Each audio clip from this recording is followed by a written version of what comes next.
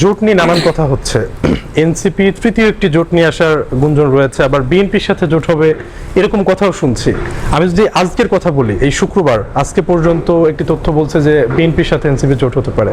আপনি কি আসলে এই সম্ভাবনাটা দেখেন? না, আমি সম্ভাবনা দেখার কেউ নেই এখানে।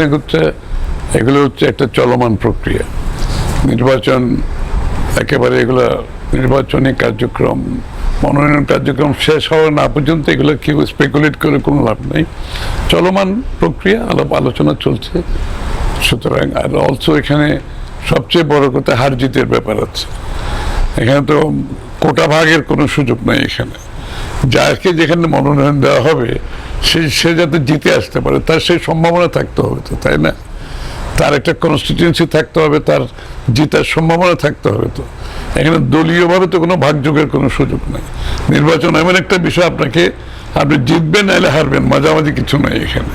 সুতরাং জেতাটা হচ্ছে নির্বাচন। যারা জিততে পারবে সেটা হচ্ছে প্রাথমিক আপনার প্রায়োরিটি। এটা চাওয়াটা হচ্ছে প্রাথমিক, যে যাকেই দেওয়া হোক সে জিতে আসতে পারবে কিনা, তার এলাকার তার কনস্টিটিউয়েন্সিতে তার সাথে সম্পর্ক আছে, জনগণের কাছে গ্রহণযোগ্যতা আছে কিনা, নির্বাচনে পাশ করতে পারবে কিনা, এটা হচ্ছে প্রথম প্রায়োরিটি। তারপরে অন্য সবগুলো আলাপ আলোচনার বিষয়।